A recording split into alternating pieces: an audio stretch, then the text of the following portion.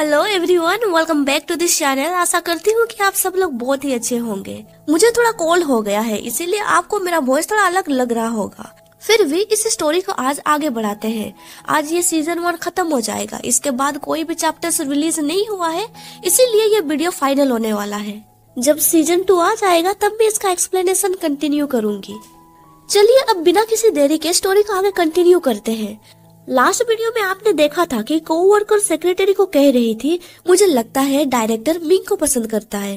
Secretary कहती है वो बस एक चॉकलेट था, इसका ये मतलब नहीं है कि ये लव से एसोसिएट होगा। कोवर्कर कहती है जब से डायरेक्टर यहाँ पे काम कर रहा है, क्या तुमने कभी उसके गर्लफ्रेंड के बारे में सुना है? सेक्रेटरी कहती है ये कंपनी उसका वर्क प्लेस है, इसीलिए वो अपने इमोशनल अफेयर कंपनी में कैसे लाएगा। इसके अलावा हालांकि उसकी गर्लफ्रेंड नहीं है, इसका ये मतलब नहीं है कि वो मिंग को पसंद करता है।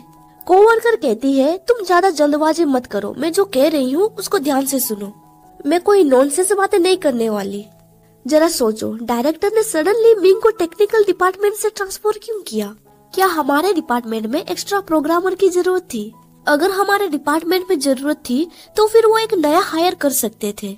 जब से मिंग यहाँ पे आया है, क्या तुम्हें पता है वो किस तरह का काम कर रहा है? शायद इसके बारे में सिर्फ डायरेक्टर को ही पता है। देन वो कोवर्कर आगे कहती है टेक्निकल डिपार्टमेंट में मेरी एक दोस्त थी, उसने मुझे कहा कि एक बार मिंग मैनेजर से डांट सुन रहा था, तभी सडनली वहाँ पे डायरेक्टर पहुँच गए। डायरेक्टर ने उनका झगड़ा सुलझाया एंड देखो दूसरे दिन मिंग हमारे डिपार्टमेंट में ट्रांसफर हो गया। जब से मिंग यहाँ पे आया है वो डायरेक्टर का ऑफिस जाता रहता है एंड किसी को भी नहीं पता वो किस चीज के बारे में बातचीत करते हैं। एंड सबसे इम्पोर्टेंट बात ये है कि वैलेंटाइंस डे पे डायरेक्टर ने मिंग को चॉकलेट दिया था। ये सुन के सेक्रेटरी थोड़ा हैरान हो जाती है। कोवर्कर आगे कहती है अगर तुम्हें ये सब कुछ बकवास लग रहा है तो फिर तुम इस कोइंसिडेंट के बारे में मुझे कैसे एक्सप्लेन करोगी? सेक्रेटरी कहती है मैं भी बहुत कंफ्यूज हूँ, मेरे मन में भी बहुत सारे डाउट्स हैं। कोवर्कर कहती है मैं इमेजिन कर सकती हूँ उनका रिलेशनशिप कैसे आगे बढ़ा। देन वो आगे कहती है हो सकता है कि डायरेक्टर का कंपनी में कहीं ना कहीं मिंग के साथ कांटेक्ट है, या हो सकता है कि उनके बीच कोई भी कांटेक्ट ना रहा हो। अगर शॉर्ट में कहूँ तो डायरेक्टर मिंग के प्रति अट्रैक्ट थे। उन्होंने देखा होगा मिंग को टेक्निकल डिपार्टमेंट के अंदर जाते हुए, इसीलिए उन्होंने गेस किया होगा कि मिंग टेक्निकल डिपार्टमेंट से है। उस दिन वो जानबूझ के टेक्निकल डिपार्टमेंट पे गए होंगे। मुझे लगता है कि वो मिंग को अगेन देखना चाह रहे होंगे। पर अनएक्सपेक्टेडली उसने देखा कि मैनेजर उसे डांट रहा था। ये देख के तब वो बहुत ही ज्यादा गुस्सा हो गया होगा, पर उसने अपने गुस्से को दबाया एंड एक प्लान बनाया। उसने मैनेजर की तारीफ की, जिसकी वजह से मैनेजर थोड़ा शांत हो गया। देन इस अपॉर्चुनिटी का फायदा उठा के उसने मिंग को हमारे डिपार्टमेंट में ट्रांसफर कर दिया, ये कह के कि हमें किसी की जरूरत है। अगले दिन ही मिंग को ट्रांसफर कर दिया गया। जब डायरेक्टर ने मिंग को देखा होगा वो खुद को कंट्रोल नहीं कर पाया होगा एंड उसने मिंग को कह दिया होगा कि मैं तुम्हें पसंद करता हूँ। ये सुन के तब मिंग ने कहा होगा डायरेक्टर क्या आप मजाक कर रहे हैं? देन मिंग ने उसे कहा होगा मैं इस जोक को एक्सेप्ट नहीं करूँगा। पर तभी डायरेक्टर उसे रोकते हुए कहता है मैं इस तरह के फीलिंग्स को जोक कैसे समझ सकता हूँ, मैं तुम्हारे बारे में सीरियस हूँ। मैं होप करता हूँ कि तुम इसके बारे में सीरियसली सोचोगे, तुम्हारे आंसर के लिए मैं वेट करूंगा। ये सब कुछ सुन के सेक्रेटरी कहती है ये डायलॉग मुझे लगता है जब हम दोनों टेबल के नीचे छुप गए थे तब तुमने ये सुन लिया। कोवर्कर कहती है नॉवेल्स में ऐसे ही लिखा रहता है। इसके बाद से मिंग भी डायरेक्टर के प्रति अट्रैक्ट होने लगा था। मिंग ने डायरेक्टर से कहा होगा हमें सबसे पहले डेटिंग करना चाहिए, पर इसका मतलब ये नहीं है कि मैं आपको एक्सेप्ट कर रहा हूँ, हमें एक दूसरे को जानने की जरूरत है। सेक्रेटरी परेशान होकर कहती है ऐसा लगता है तुम काम करने के दौरान ऐसी नॉवेल्स पढ़ती रहती हो।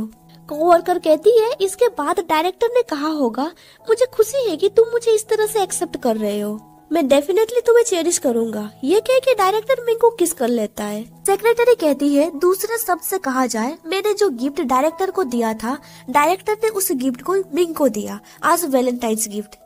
कोवर्कर कहती है तुम बहुत ही ज्यादा नादान हो, तुम्हें चीजों को ऊपर से नहीं देखना चाहिए। तुम्हें लग रहा है कि मिंग ने तुम्हें ये चॉकलेट बाई चांस दे दिया है, पर ऐसा हो सकता है कि मिंग तुम्हें नीचा दिखाना चाहता है। ये सुनकर सेक्रेटरी कहती है आखिर तुम्हारा मतलब क्या है, वो मुझे नीचा दिखाना चाहता है? कोवर्कर कहती है मैं गेस कर सकती हूँ कि मिंग को पता चल गया होगा कि तुमने वो चॉकलेट डायरेक्टर को दिया है।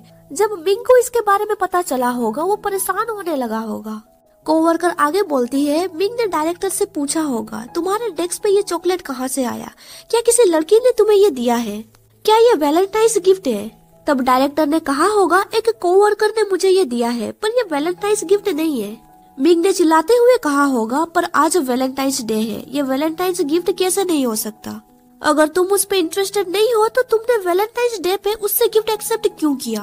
कोवर्कर आगे कहती है, ऐसा हो सकता है कि उस दिन डायरेक्टर का मूड खराब रहा होगा, इसीलिए डायरेक्टर ने तब कहा होगा तुम सबसे पहले यहाँ से जाओ, मुझे बहुत सारे काम करने हैं। उसकी बातें सुन के मिंग को हर्ट हुआ होगा।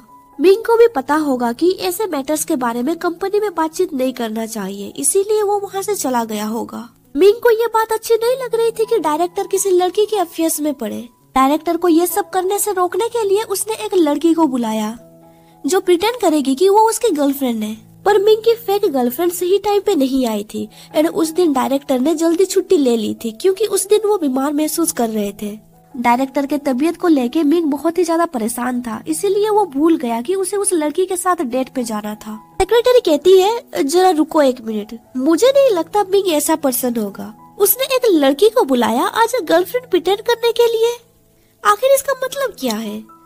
मिंग ऐसा पर्सन नहीं लगता है। कोवर्कर चिल्लाते हुए कहती है, वैलेंटाइंस डे नाइट पे मैंने उस लड़की को देखा था, वो बारिश में पूरी तरह से भीग गई थी। सेक्रेटरी कहती है, शायद ये मिंग की रियल गर्लफ्रेंड है। इससे पहले तुमने डायरेक्टर के बारे में जो कुछ भी कहा वो सब कुछ तुम्हारी इमेजिनेशन है। कोवर्कर कहती है, ऐसा नहीं हो सकता, उस लड़की ने कहा कि वो मिंग की गर्लफ्रेंड है, पर वो दोनों रियल कपल की तरह नहीं लग रहे थे। एंड मैंने मिंग से पूछा था क्या वो तुम्हारी गर्लफ्रेंड है, पर मिंग ने कहा कि वो दोनों बस दोस्त हैं। कोवर्कर आगे कहती है, रात को शायद डायरेक्टर ने सोचा होगा उसे मिंग से माफी मांग लेनी चाहिए, इसलिए अगले दिन सुबह वो मिंग से माफी मांगता है। तब डायरेक्टर ने कहा होगा, सेक्रेटरी जब मेरे लिए लंच बॉक्स लेके आई थी तब उसने मुझे ये चॉकलेट दिया था, तुम इसके बारे में कुछ ज्यादा ही सोच रहे हो, इसीलिए मैं ये चॉकलेट तुम्हें दे रहा हूँ, तुम इसे खा सकते हो या फिर फेंक भी सकते हो। इसीलिए मिंग ने फैसला किया होगा कि तुम्हें वो चॉकलेट वापस दे दे। वर्कर आगे कहती है, उसका इंटेंशन तुम्हें ये बताना था कि डायरेक्टर तुम्हारे गिफ्ट के बारे में परवाह नहीं करते हैं, वो जिस पर्सन को लाइक करता है वो मिंग है, एंड तुम्हें डायरेक्टर के बारे में सोचना बंद करना होगा। ये सुन के सेक्रेटरी परेशान होने लगती है। देन वो कोवर्कर चिल्लाते हुए कहती है, मिंग तुम्हें एक हिंट दे रहा है, क्या तुम समझ नहीं पा रही हो? सेक्रेटरी कहती है, क्या तुम्हें सच में ऐसा लगता है? कोवर्कर कहती है, तुम्हें एक अपॉर्चुनिटी ढूंढना होगा उसे टेस्ट करने के लिए। उसने तुम्हें नीचा दिखाने की कोशिश की, ऐसा हो सकता है कि वो ये रिलेशनशिप किसी से भी छुपाना नहीं चाहता है। इसके बाद सीन शिफ्ट होता है। सेक्रेटरी मिंग को मिल्क टी देते हुए कहती है, मैं ये तुम्हारे लिए लेके आई हूँ, तुमने मुझे चॉकलेट दिया था इसीलिए आज रिटर्न में ये टी तुम्हें दे रही हूँ। मिंग कहता है, सेक्रेटरी तुम बहुत ही ज्यादा पोलाइट हो, तुम्हें एक चॉकलेट के लिए इतना सीरियस नहीं होना चाहिए था। सेक्रेटरी बोलती है, मैंने आज तुम्हें यहाँ पे बुलाया है ताकि मैं तुमसे कुछ बातचीत कर सकूं। तुम्हें यहाँ पे आए हुए 1 महीना हो चुका है, हमारे यहाँ पे काम करके तुम्हें कैसा लग रहा है? मिंग थोड़ा कोल्ड वॉइस में बोलता है, सब ठीक है। सेक्रेटरी पूछती है, तुम जहाँ पे काम कर रहे थे उस डिपार्टमेंट के कंपेयर से यहाँ पे तुम्हें कैसा लग रहा है? वैसे तुम कहाँ पे काम करना चाहते हो? क्या तुम वापस टेक्निकल डिपार्टमेंट में जाना चाहोगे? ये सुन के मिंग पूछता है, क्या डायरेक्टर ने कहा है तुम्हें ये सब सवाल पूछने के लिए? सेक्रेटरी बोलती है, वेल हाँ, वो ये भी जानना चाहता है कि एम्प्लॉय को यहाँ काम करके कैसा लग रहा है। मिंग अपने चेयर से उठ जाता है एंड कहता है, तुम्हें उसके पास ये मैसेज पहुँचाने की जरूरत नहीं है, मैं उसके पास जा सकता हूँ एंड ये आंसर उसे डायरेक्ट दे सकता हूँ। इसके बाद सीन शिफ्ट होता है डायरेक्टर के ऑफिस के ऊपर। अभी लिन जियांग से बातचीत कर रहा था। जियांग कहती है, पिछली बार कॉकटेल पार्टी में तुम भाग गए थे, मुझे बहुत ही ज्यादा एम्बेरस फील हो रहा था। लिन कहता है, मुझे लगता है अपने मिस्टेक के लिए मुझे भरपाई करनी चाहिए, क्या तुम मेरे साथ खाने के लिए चलोगी? जियांग कहती है, डायरेक्टर लिन तुम बहुत ही ज्यादा पोलाइट हो, मेरी असिस्टेंट ने कहा था कि मेरे कंपनी में तुम आए थे मुझसे मिलने के लिए, मुझे दुख के साथ कहना पड़ रहा है मैं अभी जर्मनी में हूँ, 1 हफ्ते के बाद मैं वापस जाऊंगी।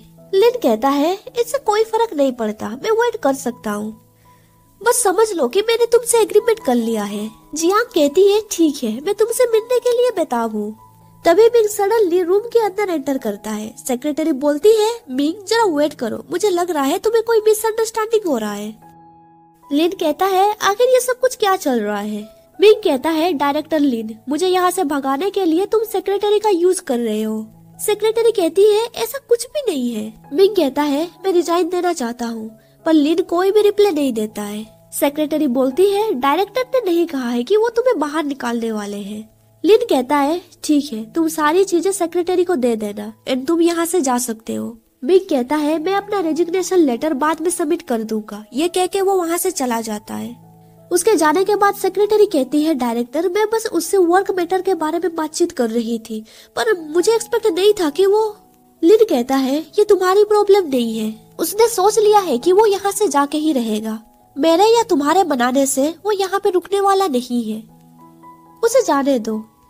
इसके बाद सीन शिफ्ट होता है। हमें एक बार दिखाया जाता है जहाँ पे जिंग काम करती है। बार के अंदर हमें दिखाया जाता है रोजर अपने दोस्तों के साथ बैठा हुआ था। उसका दोस्त बोलता है, तुमने तो कसम खाई थी ना, तुम उस वेट्रेस को पटा के रहोगे। 3 दिन गुजर चुके हैं पर मुझे कोई प्रोग्रेस नहीं दिख रही। रोजर कहता है, उस लड़की के बारे में मेंशन ही मत करो, उसका ऑलरेडी एक बॉयफ्रेंड है। उसका दोस्त बोलता है, लास्ट टाइम हम लोगों ने 500 युआन का बेट लगाया था, ऐसा लग रहा है तुम उसे खोने वाले हो। रोजर कहता है, तुम इतनी जल्दी में क्यों हो? मैंने 1 वीक कहा था, अभी बस 3 दिन ही गुजरे हैं। ये सुन के उसका दोस्त हंसते हुए बोलता है, क्या तुम्हें लगता है कि इन 4 दिनों में वो अपने बॉयफ्रेंड को धोखा देगी? रोजर कहता है, मैंने अभी तक अपना फुल स्ट्रेंथ यूज नहीं किया है। अगर मैंने यूज कर लिया तो वो लड़की डेफिनेटली उसकी बॉयफ्रेंड को छोड़ देगी। उसका दूसरा दोस्त बोलता है, सुनने में तो ये बहुत ही ज्यादा एक्साइटिंग लग रहा है। इसके बाद सीन शिफ्ट होता है जिंग के ऊपर। जिंग की दोस्त बोलती है, जरा उधर देखो, वो लड़का ड्रंक हो चुका है, क्या तुम्हें नहीं लगता वो हैंडसम लग रहा है? वो लड़का और कोई नहीं बल्कि मिंग था। उसे देख के जिंग हैरान हो जाती है। वो तुरंत उसके पास जाती है एंड कहती है, मिंग तुम यहाँ पे क्या कर रहे हो? अल्कोहल पी के मिंग पूरी तरह से ड्रंक हो चुका था। मिंग बोलता है, सिस्टर जिंग, क्या कोइंसिडेंट है, तुम मुझे यहाँ पे मिल गई। जिंग कहती है, मैं यहाँ पे काम करती हूँ, पर तुमने आज बहुत पी रखी है, क्या तुम्हें लगता है कि कल सुबह तुम काम पे जा पाओगे? मिंग कहता है, मैंने आज ही रिजाइन दे दिया। देन वो थोड़ा सैड होके कहता है, एंड मैं जिस पर्सन को प्यार करता था वो सारी चीजें एक ही दिन में चली गई। उसका हालत देख के जिंग को बहुत ही ज्यादा बुरा लग रहा था। वो कहती है, मैं अपने भाई को कॉल करती हूँ, मैं उसे कहूँगी तुम्हारे साथ ड्रिंक करने के लिए। ये सुन के मिंग कहता है, सिस्टर जिंग प्लीज आप इसके बारे में चैन से मत कहिए, मैं नहीं चाहता हूँ कि वो मुझे इस हालत में देखे। ये सुन के जिंग कहती है, ठीक है, पर तुम अभी ज्यादा ड्रग लग रहे हो, क्या मैं तुम्हें घर तक छोड़ दूं? इसके लिए मिंग उसे थैंक्स कहता है। जिंग उसका हाथ पकड़ते हुए कहती है, तुम सही से चल भी नहीं पा रहे हो, इसीलिए मैं तुम्हें सपोर्ट दूंगी। तभी रोजर का दोस्त उन दोनों को देख लेता है। वो रोजर से कहता है, जरा उधर देखो, ये वही लड़की है ना जिसे तुम सेटिंग करना चाहते थे? उसके पास जो लड़का खड़ा हुआ है, क्या वो उसकी बॉयफ्रेंड है? ऐसा लग रहा है वो अपने बॉयफ्रेंड से बहुत ही ज्यादा क्लोज है, इसीलिए उन दोनों को अलग करना तुम्हारे लिए डिफिकल्ट हो सकता है। रोजर कहता है, पर ये उसका बॉयफ्रेंड नहीं है। ये सुन के उसका दोस्त हंसते हुए कहता है, अब मैं सब कुछ समझ रहा हूँ। वो लड़की अपने बॉयफ्रेंड को बहुत लंबे समय से धोखा देते आ रही है, पर वो तुम पे इंटरेस्ट नहीं दिखा रही है। रोजर का दूसरा दोस्त भी हंसते हुए कहता है, मैंने तो तुमसे कहा था, ये तुम्हारी बस की बात नहीं है। रोजर कहता है, मैं हार मान गया, मैं तुम्हें 500 युआन देने के लिए तैयार हूँ, पर ये पैसों की बात नहीं है। अगर तुम दोनों मुझे फोटो खींचने में मदद करोगे तो फिर मैं तुम्हें 500 के बदले में 1000 रुपए दूंगा। इसके बाद सीधे शिफ्ट होता है। बार के बाहर हमें मिंग एंड जिंग को दिखाया जाता है। जिंग कहती है, तुम्हें तो ड्रिंक करना नहीं आता था ना, आज तुमने ज्यादा पी रखी है, ध्यान रखना कि फ्यूचर में तुम्हें इतना नहीं पीना है, ये तुम्हारी सेहत के लिए अच्छा नहीं है। मिंग कहता है, सिस्टर जिंग मैं इसके लिए माफी चाहता हूँ। जिंग कहती है, दिल का टूटना और अनएम्प्लॉय होना ये कोई बड़ी बात नहीं है, तुम घर जाके सो जाना, कल सब कुछ ठीक हो जाएगा। तुम इस गली के रास्ते से आगे निकल जाना, वहाँ पे तुम्हें टैक्सी मिल जाएगी, तुम कार पे बैठ के मेरा वेट करते रहना, मैं तुम्हें वापस छोड़ दूंगी। तभी वहाँ पे रोजर अपने दोस्तों के साथ पहुँच जाता है। वो कहता है, क्या कोइंसिडेंट है, मैं तुमसे फिर से मिल गया। उन लोगों को देख के जिंग घबराने लगती है। मिंग पूछता है, सिस्टर जिंग क्या तुम इन लोगों को जानती हो? रोजर कहता है, पिछली बार मैंने उसे बचाया था, पिछली बार अगर मैंने उसकी मदद नहीं की होती तो उस लड़के के साथ वो अभी किसी रूम में होती। ये सुन के मिंग परेशान होने लगता है एंड कहता है, सिस्टर जिंग क्या आओ? पर जिंग मिंग को वहाँ से ले जाते हुए कहती है, हमें यहाँ से चलना चाहिए, उन्हें इग्नोर करो। तभी रोजर उसका बाल पकड़ते हुए कहता है, मैंने तुम्हें लास्ट टाइम बचाया था, तुम्हारी हिम्मत कैसे हुई मुझे इस तरह से ट्रीट करने का। ये देख के बिग चिल्लाते हुए कहता है, आखिर ये तुम क्या कर रहे हो। पर तभी रोजर का एक दोस्त उसे हिट करके जमीन में नीचे गिरा देता है। उसका दोस्त बोलता है, तुम बस साइड में रहना और सब कुछ देखते रहना, अपनी नॉनसेंस बातें यहाँ पे मत करना। बिग कहता है, आखिर तुम सब लोग करना क्या चाहते हो। तभी रोजर अपने दोस्तों को चिल्लाते हुए कहता है, उस लड़की को पकड़ के रखो, मैं बिना कपड़ों के उसकी पिक्चर खींचना चाहता हूँ। सुन के उसका दोस्त कहता है, पर ये तो कानून के खिलाफ है। रोजर कहता है, मैं तो बस फोटो खींचने वाला हूँ, इसमें कानून कहाँ से आ गया। वैसे भी फोटो खींचने के बाद मैं इन्हें अपने फोन से ट्रांसफर कर दूंगा। अगर वो पुलिस के पास जाकर कंप्लेन करेगी तो उन्हें कोई भी एविडेंस नहीं मिलेगा। उसका दोस्त कहता है, उसका फोटो खींच के क्या फायदा, उसका फिगर जस्ट एवरेज है।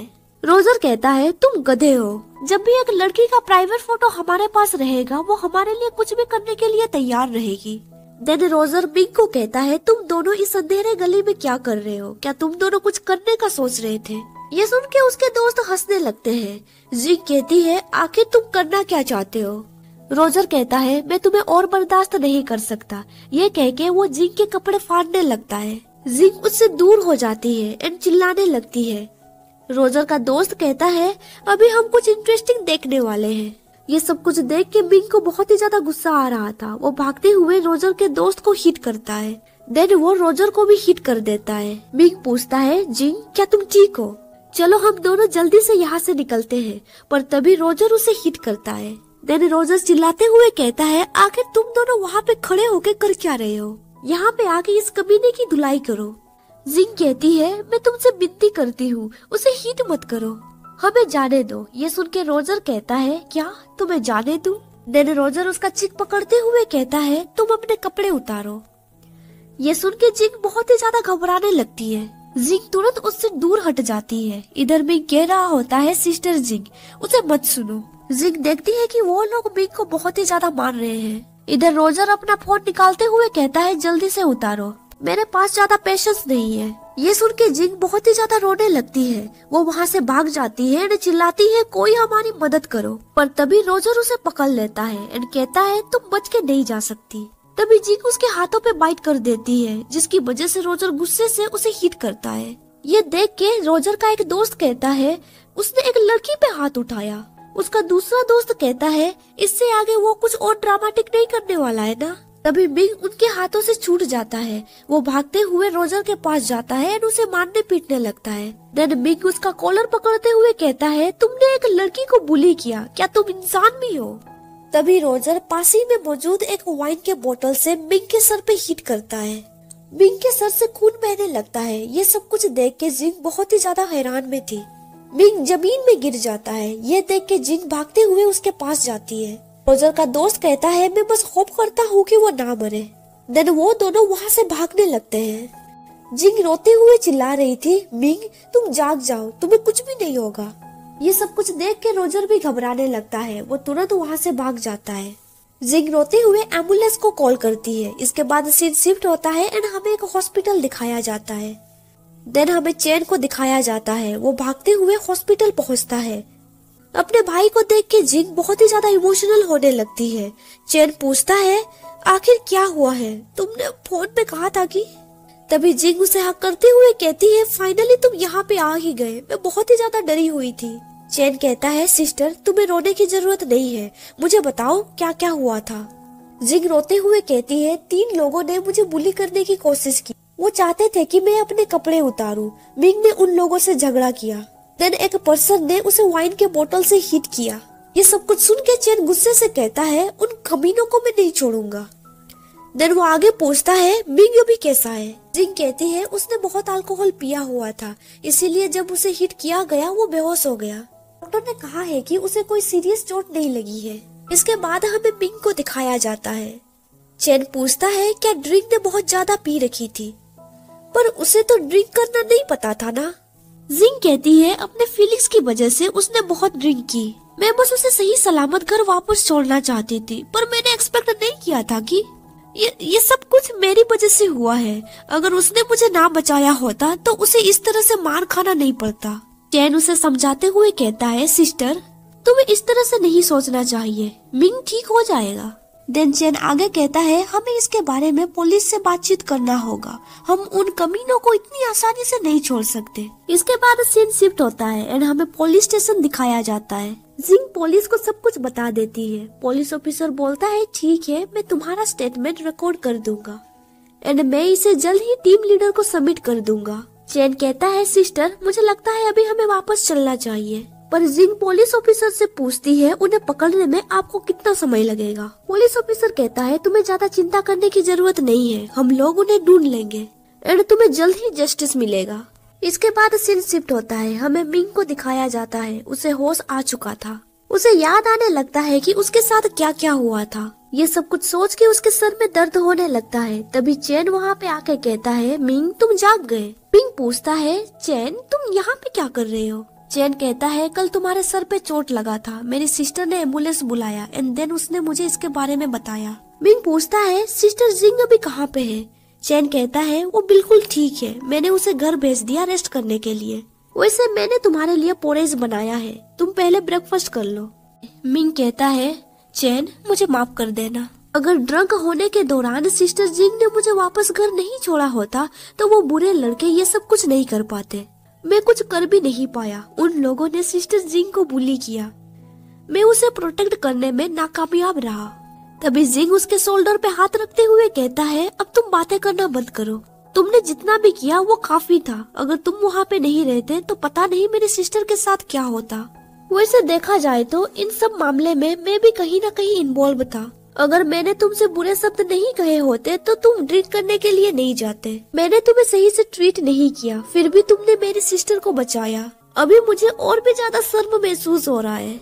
मिंग कहता है नहीं चैन तुम्हें ऐसा नहीं कहना चाहिए, सिस्टर जिंग को मैं अपनी सिस्टर भी समझता हूँ, मैंने ये सब कुछ तुम्हारे या किसी और के लिए नहीं किया है, सिस्टर जिंग को प्रोटेक्ट करना मेरी भी जिम्मेदारी है।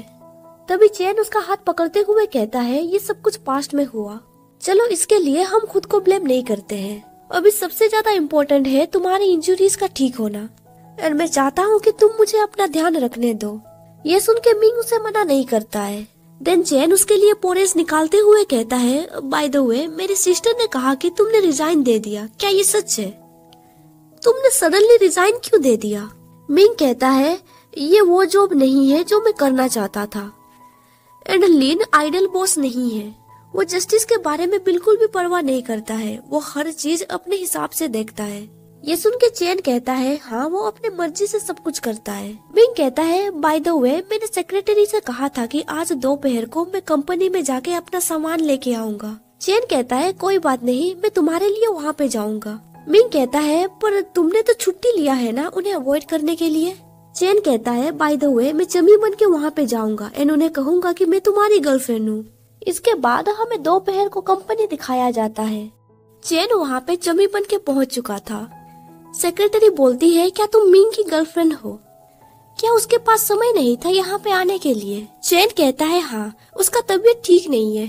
इसके बाद सेक्रेटरी उसे मिंग के डेस्क के पास ले जाती है एंड कहती है वो यहाँ पे बैठ के काम करता था, उसका सारा सामान यहीं पे है।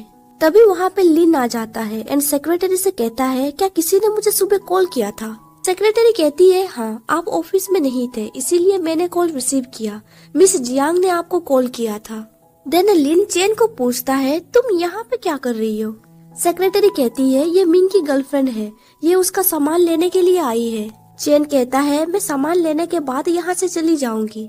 ये सुन के लिन उसे कोई भी रिप्लाई नहीं देता है। देन मिंग सेक्रेटरी से पूछता है मिस जियांग ने फोन पे क्या कहा था? सेक्रेटरी कहती है उन्होंने कहा कि वो आज अब्रोड से वापस आ जाएंगी एंड वो आपसे जनाया होटल में 8 बजे मिलना चाहती है। लिन पूछता है क्या तुमने उसे प्रॉमिस किया था? सेक्रेटरी कहती है नहीं बिल्कुल भी नहीं, मुझे पता था कि आज आपका लॉयर के साथ अपॉइंटमेंट है। लिन कहता है तो फिर तुम लॉयर को कह देना कि आज मैं उनसे मिल नहीं पाऊंगा क्योंकि मुझे कुछ अर्जेंट काम करना है। तभी चैन कहता है मैंने सारा सामान पैक कर लिया है, अभी मैं चलती हूँ। सेक्रेटरी कहती है ठीक है तुम आराम से जाना। देन सेक्रेटरी लिन से पूछती है डायरेक्टर क्या आप चाहते हैं कि मैं मिस जियांग को आपके लिए कॉल कर दूं? पर लिन का ध्यान तो चैन के ऊपर था, वो चमी को पुकारता है एंड उससे कहता है मैं तुम्हें वापस छोड़ दूंगा। ये सुन के चेन हैरान हो जाता है, पर वो कहता है थैंक यू, पर मुझे इसकी जरूरत नहीं है। ये कह के वो वहाँ से चला जाता है। उसके जाने के बाद सेक्रेटरी पूछती है डायरेक्टर क्या आप एक दूसरे को जानते हैं, पर लिन बिना कुछ बोले वहाँ से चला जाता है। इसके बाद सीन शिफ्ट होता है चेन के ऊपर। वो सोच रहा था मैं चमी का आइडेंटिटी यूज करके लिन को अपने जाल में फंसाना चाहता था, पर देखो नतीजा क्या हुआ, मैं उसकी तरफ देख भी नहीं पा रहा था। देन वो आगे सोचता है लिन गुड बाय, मैं इस फेस के साथ तुम्हारे सामने कभी भी नहीं आऊंगा। इसके बाद रात को हमें एक होटल दिखाया जाता है जहाँ पे जियांग स्टे कर रही थी। लिन उससे मिलने के लिए पहुँच चुका था। उसे देख के जियांग कहती है बहुत दिनों के बाद मिल रहे हैं। लिन रूम के अंदर एंटर करता है। जियांग कहती है मैंने वेटर से कह दिया है हमारे लिए डिनर लाने के लिए। लिन कहता है तुम्हारा मतलब ये है कि तुम इन कपड़ों में मेरे साथ डिनर करोगी। जियांग कहती है आज दोपहर को मैं जर्मनी से वापस आई हूँ। देन मैं डायरेक्ट कंपनी के मीटिंग में गई थी, इसीलिए मैं अभी नहा के निकली हूँ। फाइनली अब मैं रिलैक्स कर सकती हूँ। वैसे इससे तुम्हें कोई दिक्कत तो नहीं होगा ना? लिन कहता है मुझे नहीं लगता तुम्हारी जैसे खूबसूरत लड़की का सामना करना किसी भी लड़के के लिए दिक्कत की बात होगी। उसकी बातें सुन के जियांग हंसने लगती है। देन जियांग उसके करीब जाते हुए कहती है मैं जानने के लिए क्यूरियस हूँ, तुम आज मुझसे मिलने के लिए आए हो, क्या तुमने इसके बारे में अपनी गर्लफ्रेंड से कहा है? अगर हम दोनों के बीच आज कुछ भी हुआ तो पिछली बार की तरह वो हमें ब्लॉक तो नहीं करेगी ना? लिन कहता है तुम्हें पता है कि मेरी एक गर्लफ्रेंड है, क्या तुम्हें डर नहीं लगता अगर हम दोनों के बीच आज कुछ हो गया तो कल सुबह मैं इसके लिए रिस्पॉन्सिबिलिटी नहीं लूंगा। ये सुन के जियांग कहती है डायरेक्टर लिन क्या तुम्हें लगता है कि मैं उस तरह की लड़की हूँ जो तुम्हें डेट करना चाहती है? क्या मुझे इस दुनिया को बताने की जरूरत है कि मैं बस तुमसे प्यार करती हूँ? देन जियांग उसे टच करते हुए कहती है हम लोग अडल्ट्स हैं, हमें पता होना चाहिए कि हैप्पी मोमेंट्स कैसे बिताए जाते हैं। लिन कहता है तुम सही कह रही हो, चलो इस रोमांटिक इवनिंग को और बर्बाद ना करते हुए पहले हम खाना खा लेते हैं। इसके बाद हमें दिखाया जाता है कि वो दोनों साथ में डिनर कर रहे थे। खाने के दौरान जियांग कहती है मुझे ऐसा फील हो रहा है कि तुम पहले की तरह एनर्जेटिक नहीं रहे, क्या रिसेंटली तुम कुछ ज्यादा ही बिजी रहते हो? लिन कहता है हाँ, बहुत दिनों से मैं परेशान हूँ क्योंकि प्रीवियस डायरेक्टर जिसका नाम यांग है उसने कंपनी से 30 मिलियन चुरा लिए हैं एंड किसी को भी नहीं पता वो अभी कहाँ पे है। जियांग बोलती है क्या 30 मिलियन, ये तो बहुत सारे पैसे हैं। उसका पूरा नाम क्या है? शायद मैं उसे जानती हूँ। लिन कहता है उसका नाम यांग शिवली है। ये नाम सुन के जियांग कहती है मुझे ये नाम जाना पहचाना लग रहा है। लिन कहता है मेरे जैसे न्यू एम्प्लॉय कैसे जान सकता है कि कंपनी कितनी बड़ी है? मैं बस उस पर्सन को थैंक्स कहना चाहता हूँ जिसने मुझे चेतावनी लेटर भेजा था। अभी मैं जानने के लिए क्यूरियस हूँ वो कौन था, क्या ऐसा करने से उसका कोई फायदा था? जियांग कहती है ऐसा लगता है वो एक ब्रेव पर्सन होगा जिसे कोई फायदा नहीं चाहिए होगा। कहता है क्या तुम्हें लगता है कि इस तरह का भी कोई पर्सन होगा? जियांग कहती है हो सकता है। देन लिन पूछता है क्या तुम उस तरह की पर्सन हो? जियांग कहती है आखिर तुम्हारा मतलब क्या है? क्या तुम सोच रहे हो कि मैंने उस लेटर को भेजा था? लिन कहता है मैं बस गेस कर रहा था। जियांग पूछती है तुम्हें ऐसा क्यों लग रहा है, क्या तुम्हारे पास कोई एविडेंस है? लिन कहता है मेरे पास कोई एविडेंस नहीं है, पर मुझे ऐसा महसूस हुआ। मैं नहीं मानता हूँ कि एक बड़े कंपनी की बेटी बिना फायदे के मेरे जैसे छोटे एम्प्लॉय से बार बार कांटेक्ट करेगी। ये सुन के जियांग हंसने लगती है। देन वो कहती है डायरेक्टर लिन चाहे मैं कितनी बड़ी कंपनी की बेटी क्यों ना बन जाऊँ, फिर भी मैं एक लड़की हूँ एंड लड़कियां हैंडसम लड़कों के ऊपर अट्रैक्ट होती है। हो सकता है कि तुम्हें अंदाजा नहीं है कि तुम कितने हैंडसम हो। लिन कहता है नहीं, तुम मेरे IQ को अंडर एस्टिमेट कर रही हो एंड मुझे लगता है तुम कुछ ज्यादा ही ओवर एक्टिंग कर रही हो। ये सुन के जियांग हैरान हो जाती है एंड वो कुछ देर के लिए साइलेंट हो जाती है। कुछ सेकंड के बाद वो कहती है मैं उससे कुछ बार मिली थी पर मैं उससे ज्यादा क्लोज नहीं हूँ, इसीलिए मुझे भला कैसे पता होगा कि वो कोई धोखाधड़ी करने वाली थी। लिन कहता है मिस जियांग शायद तुम्हें पता नहीं है कि डायरेक्टर के ऑफिस के सामने कैमरा लगा रहता है। पिछले 5 महीनों में ऑफिस में तुम मुझसे 56 बार मिल चुकी हो, ये सब कुछ कैमरा में रिकॉर्ड हुआ है। हालांकि इसका मतलब ये नहीं है कि तुम इन सब में डेफिनेटली इन्वॉल्व रहोगी। हमारे कंपनी में जितने भी मैनेजर्स थे उन सब में से यांग सूली का सैलरी 50% ज्यादा थी, फिर भी वो अपनी लालच को रोक नहीं पाई। वैसे मिस जियांग मुझे तुम्हारे बारे में कुछ सुनने को मिला है। 1 साल पहले तुम्हारे फादर ने तुम्हें Jiang corporation board of direction पे प्रमोट किया था और आज तुम उस कंपनी के लिए बस मार्जिनल फिगर हो। यांग सुली जो प्रॉफिट के लिए कोई भी बेईमानी करने के लिए तैयार है और एक हारी हुई बेटी। मैं सच में बिलीव नहीं कर सकता हूँ कि तुम लोग दूध के धुले हो। ये सब कुछ सुन के जियांग बहुत ही ज्यादा हैरान में थी। वो चेयर से उठ के अपने पर्स में कुछ ढूंढने लगती है। वो जियांग से कहती है तुम्हें कोई दिक्कत तो नहीं है ना अगर मैं स्मोक करूंगी तो? लिन कहता है तुम कर सकती हो। देन यांग स्मोक करते हुए कहती है तुमने सही गेस किया, मैं ही तुम्हें वो लेटर भेज रही थी। वो आगे कहती है 6 महीने पहले मैं यांग सुली से मिली थी कॉकटेल पार्टी में। वो स्मार्ट, इंथुसियास्टिक एंड प्रोएक्टिव थी, इसीलिए मैंने उसे तुरंत पसंद कर लिया। उस दिन के बाद से यांग सुली मुझे बुलाने लगी। हम दोनों बस ऐसे ही बातचीत करते थे। उस समय पे हम दोनों बस एक ऑर्डिनरी दोस्त थे। जब हम दोनों एक दूसरे को जानने लगे तब मैंने उसे वर्क से रिलेटेड कंप्लेन की। वो मुझे अच्छे सजेशंस दिया करती थी। वो मुझे कई पार्टी में ले जाया करती थी ताकि मैं अपना कनेक्शन बना सकूं। मैं कंपनी में नई थी और मुझे तुरंत ही प्रमोट कर लिया गया, इसीलिए ये सारी चीजें हैंडल करना मेरे लिए डिफिकल्ट होती जा रही थी। मैं यांग सुली से जलने लग गई थी क्योंकि वो सारी चीजें शांति से हैंडल कर लेती थी। मैं उस पर ज्यादा ही भरोसा करने लग गई थी। इसीलिए जब उसने मुझे रेकमेंड किया यूरेशिया न्यू प्रोजेक्ट में इन्वेस्ट करने के लिए, मैंने दोबारा नहीं सोचा एंड मैंने 50 मिलियन इन्वेस्ट कर दी। पर in the end 50 million waste हो गए। जैसा कि तुम देख सकते हो अभी मैं बस एक मार्जिनल पर्सन बन चुकी हूँ।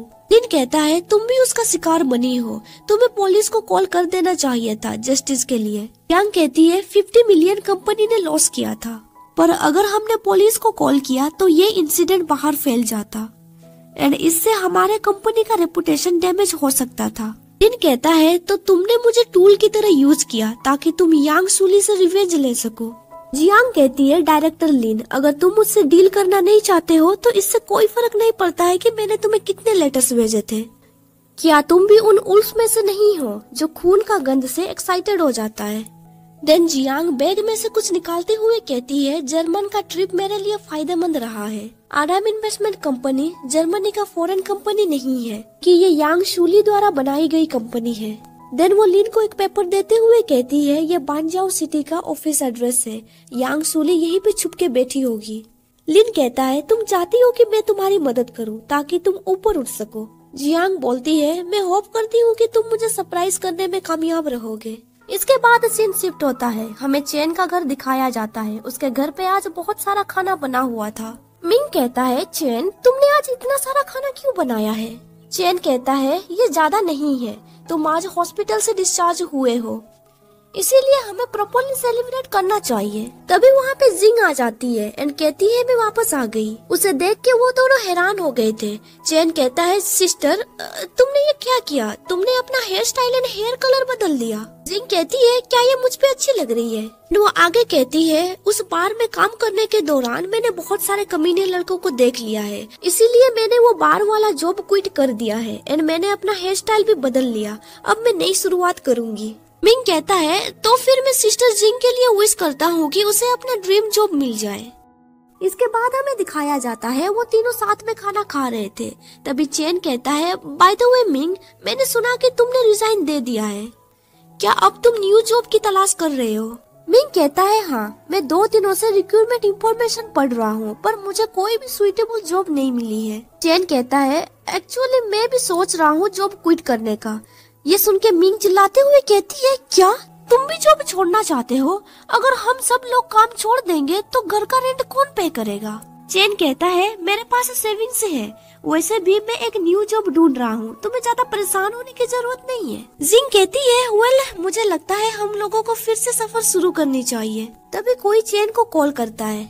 जिंग कहती है मैं और जूस लेके आती हूँ। मिंग चेन को पूछता है तुम्हें क्या हो गया, तुम फोन का आंसर क्यों नहीं दे रहे? चेन कहता है लिन ने मुझे कॉल किया है, पता नहीं अभी उसे मुझसे क्या चाहिए, वो सुबह से मुझे कॉल कर रहा है। मिंग कहता है मुझे लगता है अगर तुम यान सुली के अफेयर्स में नहीं पड़े होते तो फिर तुम लिन का सामना करने से नहीं डरते। वैसे भी जब तुम कंपनी जाओगे रिजाइन देने के लिए तुम्हें उसका सामना करना होगा। ये सुन के चेन उसका कॉल रिसीव करता है, उससे पूछता है तुम मुझसे क्या बातचीत करना चाह रहे हो? मैं अभी खाना खा रहा हूँ। लिन कहता है तुम्हारा घर कहाँ पे है, मुझे एड्रेस बताओ, मैं तुमसे मिलना चाहता हूँ। कुछ देर के बाद हमें दिखाया जाता है चेन उस जगह पे पहुंच जाता है जहाँ पे उसने लिन को बुलाया था। चेन उससे कहता है, डायरेक्टर लिन, क्या आपको कुछ अर्जेंट काम था मुझसे? मैंने अभी तक अपना खाना खत्म भी नहीं किया था। लिन कहता है, तुम क्या खाना चाहते हो? मैं तुम्हें वहाँ पे ले जाऊंगा। चेन कहता है, इसकी कोई जरूरत नहीं है, तुम्हें जो कहना है जल्दी से कहो। लिन कहता है, तुम सबसे पहले कार के अंदर आओ, मेरे लिए बातचीत करना इजी रहेगा। सुन के चेन कार के अंदर बैठ जाता है एंड कहता है, अब तुम मुझसे कहो। लिन कहता है, मुझे सीरियसली आंसर देना, मुझसे झूठ मत कहना। क्या तुम यांग शूली का 30 मिलियन धोखाधड़ी में इन्वॉल्व थे? ये सुन के चेन कहता है, डायरेक्टर लिन, मुझे पता है कि तुम शुरू से ही मुझ पे भरोसा नहीं करते आ रहे थे। बात सच है कि मैंने डायरेक्टर यांग को खुश किया था ताकि वो मुझे जल्दी से मैनेजर पोस्ट के लिए प्रमोट करे। देन वो चिल्लाते हुए कहता है, इसका ये मतलब नहीं है कि अगर बॉस कोई मिस्टेक करेगा तो उसमें जूनियर भी इन्वॉल्व होगा। ये सुन के लिन कहता है, मेरे पास एक कंपनी का एड्रेस है जहाँ पे यांग छुपी हुई है। क्योंकि तुम इनोसेंट हो इसीलिए तुम मेरे साथ चलोगे, ये जानने के लिए कि उसने क्राइम किया है या नहीं। चेन कहता है, ठीक है, मैं तुम्हारे साथ चलूंगा, वैसे भी तुम मुझे कोई और चॉइस तो देने वाले नहीं हो। कहता है, मैं प्रॉमिस करता हूँ तुम्हारे साथ कुछ भी गलत नहीं होगा, तुम्हें बस मेरे साथ रहकर कोऑपरेट करना होगा। इसके बाद सीन शिफ्ट होता है, हमें एक बड़ा सा बिल्डिंग दिखाया जाता है। उस बिल्डिंग के अंदर यांग शूली जी चैन के साथ थी। जी चैन उसे कह रहा होता है कि लिन को कभी भी पता नहीं चलेगा कि तुमने पैसे लिए थे। तुमने कहा था कि 30 मिलियन में से आधे पैसे मेरे हैं, तुम मुझे वो पैसे कब देने वाली हो? यांग कहती है, तुम तो अभी रिटायरमेंट नहीं ले रहे हो ना, तो तुम इतनी जल्दबाजी क्यों कर रहे हो? मेरे पास एक नया प्लान है जिसके लिए मुझे पैसों की जरूरत है। ये काम खत्म होने के बाद मुझे डेफिनेटली तुम्हारी मदद की जरूरत पड़ेगी। तभी उन्हें सुनाई देता है, एक कोवर्कर कह रही थी, आखिर तुम कौन हो? तुम यहाँ पे किसे ढूंढ रहे हो? लिन बिना कुछ बोले रूम के अंदर एंटर करता है। कोवर्कर चिल्लाते हुए कहती है, ये हमारे डायरेक्टर का ऑफिस है, किसी भी कंपनी में इस तरह से घुसना इलीगल है। लिन कहता है, तुम दोनों यहाँ पे हो, लगता है मैं सही टाइम पे आया हूँ। कोवर्कर बोलती है, डायरेक्टर, ये लड़का यहाँ पे घुस आया है, मैं तुरंत सिक्योरिटी को जाके लेके आती हूँ। यांग कहती है, इसकी कोई जरूरत नहीं है, तुम यहाँ से जाओ। उसके जाने के बाद यांग बोलती है, तो वो न्यू डायरेक्टर तुम हो, ये बहुत ही अमेजिंग है, तुमने मुझे ढूंढ ही लिया। लिन कहता है, यांग जूली एंड जी चैन, तुम दोनों ने मिलकर कंपनी से 30 मिलियन चुराए हैं ना? मेरे पास एविडेंस है, मैं एक लॉयर को हायर करूंगा एंड तुम्हारे ऊपर केस करूंगा। ये सुन के वो दोनों घबराने लगते हैं। देन लिन चैन को पुकारता है। उसके आने के बाद लिन कहता है, मैं अपने साथ विटनेस को भी लेके आया हूँ। ये सुन के चैन सोचने लगता है, आखिर ये लिन क्या बकवास कर रहा है, आखिर मैंने कब कहा कि मैं गवाही देने वाला हूँ? यांग हंसते हुए कहती है, डायरेक्टर लिन, तुम्हारे पास जो एविडेंस है क्या वो यही पर्सन है? देन यांग आगे कहती है, जो 30 मिलियन युआन इन्वेस्ट हुए थे एडम कंपनी के ऊपर, उसमें मेरा कोई भी इन्वॉल्वमेंट नहीं है, जबकि इस कॉर्पोरेशन में मैनेजर चेन ने सिग्नेचर किया था। ये सुन के चेन हैरान हो जाता है। चेन चिल्लाते हुए कहता है, ये नहीं हो सकता, मैंने कभी भी 30 मिलियन कॉर्पोरेशन के लिए कॉन्ट्रैक्ट साइन नहीं किया था। यांग कहती है, मैंने तुम्हारा सिग्नेचर वहाँ पे किया है। ये सुन के चेन बहुत ही ज्यादा घबराने लगता है। जी चेन हंसते हुए कहता है, तुम दोनों गधे हो, तुम अभी भी नहीं समझे। अगर तुम्हारे पास एविडेंस होगा तो उससे मैनेजर चेन को प्रॉब्लम होगा। अगर तुमने इसके बारे में पुलिस स्टेशन में रिपोर्ट की तो वो जेल जाएगा। लिन कहता है, तुम लोगों ने उसका सिग्नेचर किया है, इसका मतलब ये हुआ कि तुम लोग भी जेल जा सकते हो। जी चैन कहता है, ठीक है, तुम हमारे ऊपर केस कर सकते हो। यांग कहती है, सोचो कि हमारे हाथ से ये मैटर चला गया, पर चैन इससे बच नहीं सकता एंड उसके सिग्नेचर के बारे में तो आइडेंटिफिकेशन एजेंसी ही डिसाइड करेगी। मैं उस डिपार्टमेंट के लोगों को जानती हूँ, इसीलिए ये कहना मुश्किल नहीं है कि रिजल्ट क्या आने वाला है। ये सुन के चैन बहुत ही ज्यादा इमोशनल हो जाता है। जी चैन कहता है, अगर तुम हमारे ऊपर मुकदमा नहीं करोगे तो हम करेंगे। 30 मिलियन डेब्ट के लिए किसी को तो भरपाई करना ही होगा। चैन रोते हुए कहता है, तो तुमने ये सब कुछ शुरू से ही प्लानिंग किया था, तुम मुझे जेल भेजना चाहती हो ताकि सारा इंजाम मुझ पे लगे। यांग कहती है, अब मुझ पे ब्लेम मत करो, तुम्हें खुद को ब्लेम करना चाहिए कि तुम इतने स्टूपिड कैसे हो सकते हो। तभी लिन कहता है, चेन को इन सब में ना घसीटने के लिए तुम्हें क्या चाहिए? ये सुन के चेन हैरान हो जाता है। लिन कहता है, वो आउटसाइडर है, इसीलिए तुम उसका इस्तेमाल करना बंद करो। ये सुन के जी चैन कहता है, क्या तुम मुझसे विनती कर रहे हो? लिन कहता है, तुम इसे विनती समझ सकते हो, पर जी चैन उसे हिट करते हुए कहता है, क्या तुम इसे विनती कहते हो? अगर तुम्हें मुझसे मदद चाहिए तो तुम्हें सिंसियरली मांगना चाहिए। ये देख के चेन शॉक में पड़ जाता है। वो लिन से पूछता है, डायरेक्टर क्या तुम ठीक हो? तभी जी चैन बोलता है, क्या तुम्हारी मम्मी ने नहीं सिखाया है कि किसी से मदद मांगने के दौरान तुम्हें एरोगेंट नहीं होना चाहिए? जी चैन हंसते हुए कहता है, ओह मुझे अभी याद आया, तुम्हारी तो मॉम ही नहीं है। तुम्हारे पैदा होने के बाद मॉम ने तुम्हें छोड़ दिया, इसीलिए तुम अनएजुकेटेड हो, साथ ही अनोइंग भी। लिन खड़ा होकर कहता है, जी चैन मुझे पता है तुम हमेशा से मुझसे नफरत करते आ रहे हो। देन वो आगे कहता है, मैं तुमसे प्रॉमिस करता हूँ अगर तुम चैन को जाने दोगे तो फिर मैं लिन कंपनी को छोड़ दूंगा बिना किसी कंडीशन के। ये सुन के वो दोनों कुछ देर के लिए साइलेंट हो जाते हैं। लिन कहता है, अगर तुम चाहो तो तुम इस 30 मिलियन के लिए मुझे जिम्मेदार ठहरा सकते हो। मुझे लगता है इस क्राइम में चैन के अलावा मैं भी कहीं न कहीं रिस्पॉन्सिबल हूँ। ये सुन के चैन पूरी तरह से शॉक में पड़ जाता है। जी चान कहता है, कुछ दिनों पहले तुम कह रहे हो कि तुम उन लोगों को जेल में डाल के ही रहोगे, एंड अब तुम्हें उसके लिए बुरा लग रहा है, एंड तुम उसके लिए इंजाम लेने के लिए भी तैयार हो। वैसे तुम्हें इस तरह से कंपनी से बाहर निकालना मेरे लिए खुशी की बात होगी, पर क्या तुम अपना प्रॉमिस निभाओगे? लिन कहता है, मैंने तुम्हें प्रॉमिस कर दिया है, मैं डेफिनेटली इसे निभाऊंगा। ये सब कुछ चैन भी वहाँ खड़े खड़े सुन रहा था। इसके बाद हमें दिखाया जाता है वो दोनों कंपनी से बाहर निकल चुके थे। लिन चैन से कहता है, तुम इतने धीरे क्यों चल रहे हो? मुझे तुम्हें घर वापस भी छोड़ना है। चैन कहता है, तुम इतने रिलैक्स कैसे हो सकते हो? तुम मेरी मदद क्यों कर रहे हो? वो चिल्लाते हुए कहता है, क्रिमिनल को पकड़ना तुम्हारे लिए सबसे इम्पोर्टेंट काम था ना? मेरे ऊपर और उनके ऊपर केस करना यही तो तुम्हारा गोल था ना? देन चैन रोते हुए कहता है, पर तुमने मुझे प्रोटेक्ट क्यों किया? जैसा कि यांग सूली ने कहा था, मैं बहुत ही ज्यादा बुद्धू हूँ, मैं मरना डिजर्व करता हूँ। तुम्हारे ऐसे करने से तुम जेल भी जा सकते हो। आखिर तुमने मेरी मदद क्यों की? लिन कहता है, शायद ये इसीलिए है क्योंकि मैं नहीं चाहता हूँ कि वो लोग एक कमजोर इंसान को बुली करें। देन वो चैन का आंसू पोंछते हुए कहता है, ठीक है अब तुम रोना बंद करो, तुम बड़े हो चुके हो, इस तरह से रोते हुए तुम बदसूरत लग रहे हो। देन लिन आगे कहता है, जैसा कि मैंने कहा, मैं गारंटी के साथ कह रहा हूँ तुम्हें कुछ भी नहीं होगा। अब चलो मैं तुम्हें घर छोड़ देता हूँ। उसे जाते हुए देख चैन सोचने लगता है, आखिर तुम्हारे मन में क्या चल रहा है? पर्सनली देखा जाए तो मैं अपना स्ट्रेंथ इकट्ठा कर रहा था तुम्हारे साथ फाइट करने के लिए, पर तुमने वो सब कुछ डिस्ट्रॉय कर दिया। इसके बाद हमें नेक्स्ट डे सुबह का सीन दिखाया जाता है। चैन अभी तक घर पे सो रहा था, पर तभी उसका कॉल रिंग होता है। वो कॉल पिकअप करते हुए कहता है, मिंग क्या तुम्हें किसी चीज की जरूरत है? मिंग कहता है, कल तुम लिन के साथ बाहर गए थे ना, उसने तुमसे क्या कहा? ये सुन के चैन को कल के बारे में सब कुछ याद आने लगता है। मिंग कहता है, एक कोलीग ने मुझे बताया कि लिन आज कंपनी छोड़ के चला गया है। इसके अलावा रूमर्स फैला हुआ है कि लिन का 30 मिलियन युआन से कुछ लेना देना है, इसीलिए उसने हड़बड़ी में कंपनी छोड़ दी। अगर ये बात सच है तो मैं तुम्हें उसके पास जाने नहीं दूंगा, वो तुम्हें फ्रेम कर सकता है। ये सुन के चैन हैरान हो जाता है और कहता है, नहीं ऐसा कुछ भी नहीं है, मैं अभी तुम्हें फोन में क्लियरली सब कुछ एक्सप्लेन नहीं कर सकता, पर लिन के बारे में सब लोग जो भी कह रहे हैं वो सब कुछ गलत है, उसे फंसाया जा रहा है। अब मैं तुम्हें बाद में कॉल करता हूँ। ये कह के वो कॉल काट देता है। चैन सोचने लगता है, जी चैन अपने भाई के खिलाफ ये सब साजिश कर रहा है। चैन वो सैड होके सोचता है, आखिर मैं उसके लिए कर भी क्या सकता हूँ? मेरी वजह से उसे इन सब में फंसना पड़ रहा है। अगर वो मुझे देखेगा तो उसे बुरा ही लगेगा।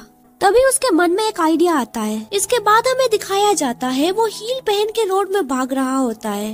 वो सोच रहा था, हालांकि मैं कुछ कर नहीं सकता, फिर भी मैं ऐसे बैठे हुए नहीं रह सकता।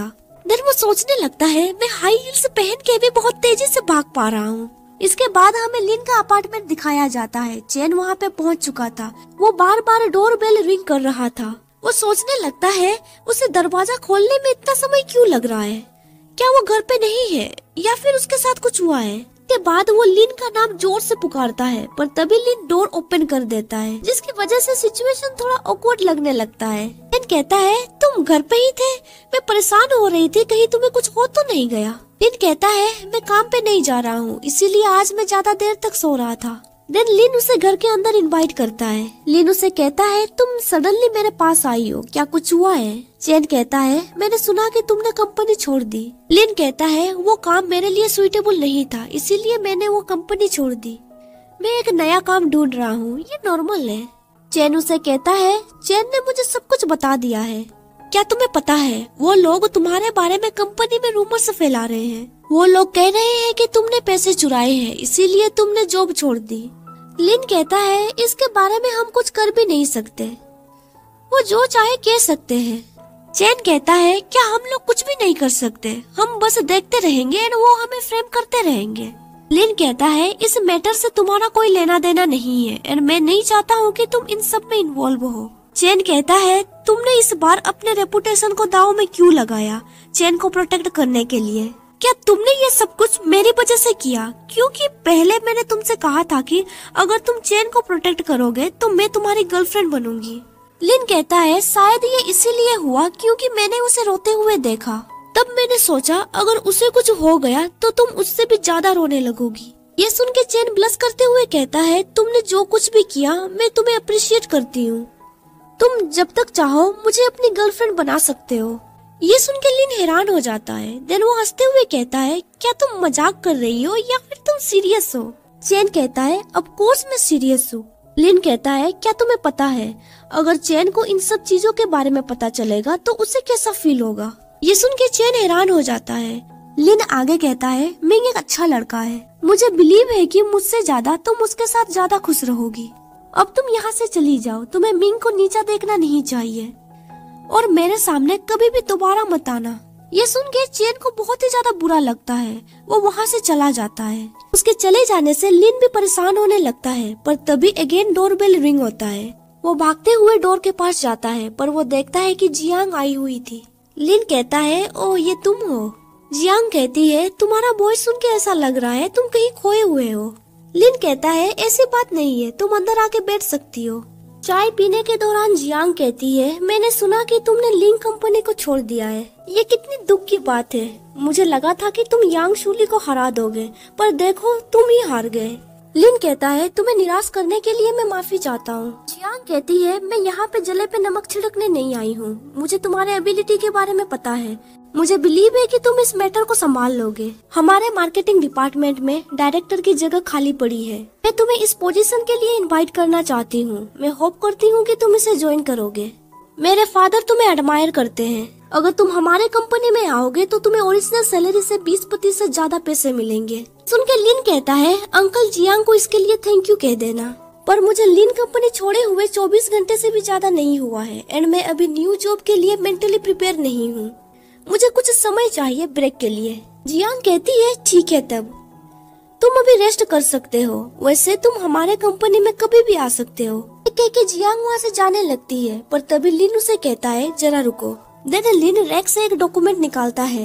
लिन उस डॉक्यूमेंट को देते हुए कहता है डॉक्यूमेंट पे मेरे एक कलीग के इंफॉर्मेशन के बारे में लिखा गया है। डॉक्यूमेंट पढ़ते हुए जियांग कहती है ये तो मिंग का डॉक्यूमेंट है।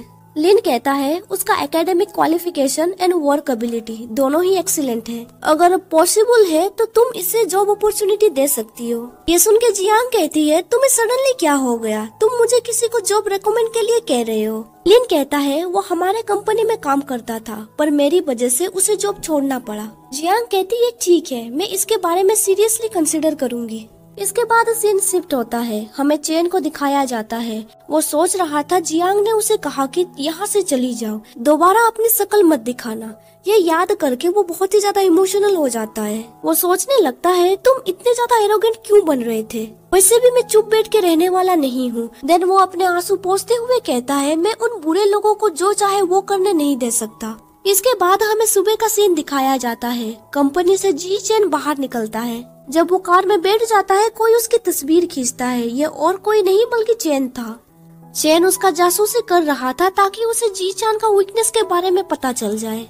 चैन दिन भर उसका पीछा करता है, उसे पता चल जाता है कि वो किस बार पे जाता है एंड वो किसके साथ बैठता है। इसके अलावा उसे ये भी पता चलता है कि वो लड़कियों को लेके किस होटल में जाता है। दिनों के बाद हमें चैन को दिखाया जाता है।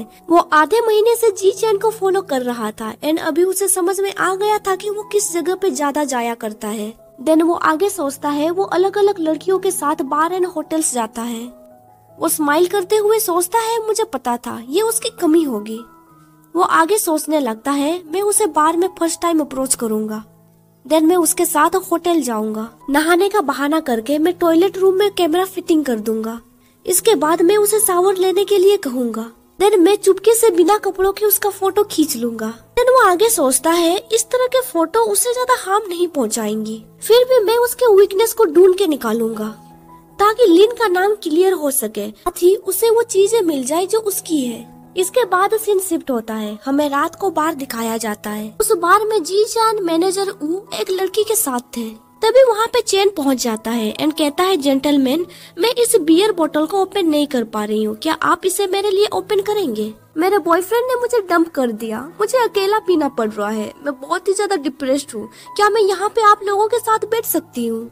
चेन को देख के मैनेजर वो बहुत ही ज्यादा खुश नजर आ रहा था।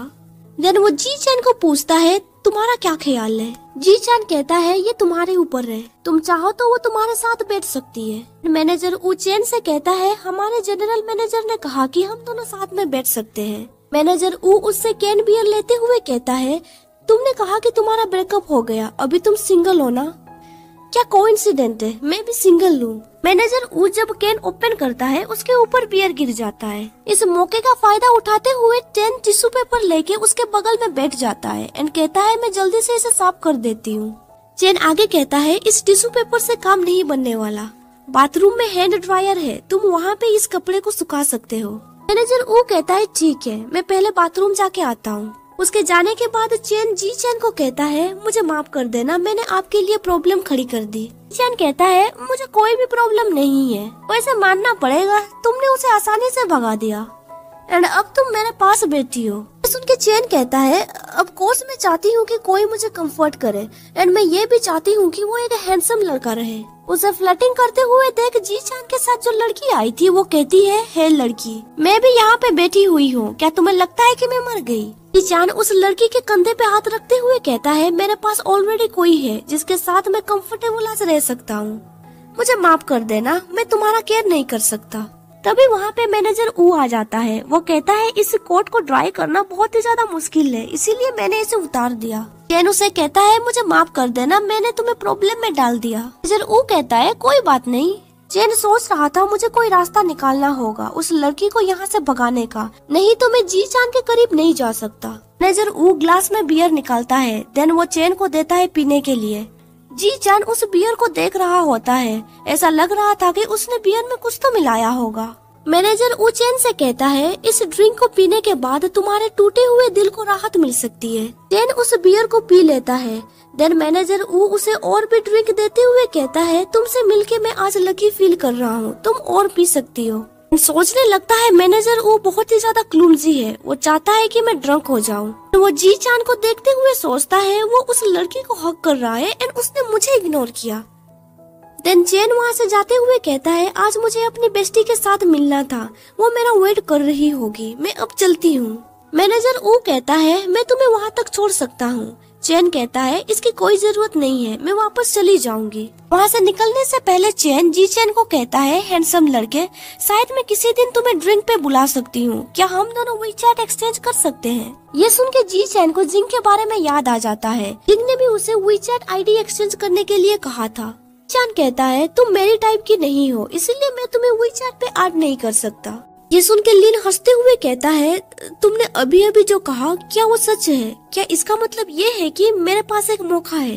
लिन कहता है वेल तुम्हारे परफॉर्मेंस के ऊपर ये डिपेंड करता है। ये सुन के लिन उसका हाथ पकड़ते हुए कहता है तुम्हारा बॉयफ्रेंड होने के नाते मैं तुम्हें घर छोड़ दूंगा। वो दोनों पैदल पार्किंग लॉट की तरफ जाने लगते हैं। चैन सोच रहा था क्या मैं पागल हो गया हूँ? मुझे पता है कि लिन के साथ रहना इम्पॉसिबल है, पर मैंने उसका हाथ पकड़ा है, पता नहीं क्यों मुझे खुशी महसूस हो रहा है, ऐसा लग रहा है मैं उसके प्यार में पड़ गया हूँ।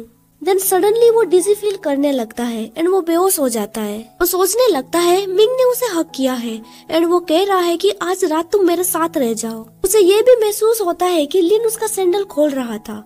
वो तुरंत होश में आ जाता है एंड चिल्लाते हुए कहता है तुम ये नहीं कर सकते। देन वो लिन को किक करते हुए कहता है तुम मेरे हील्स उतार नहीं सकते। चैन सोचने लगता है एक्सीडेंटली मैंने उसे जोर से किक मार दिया।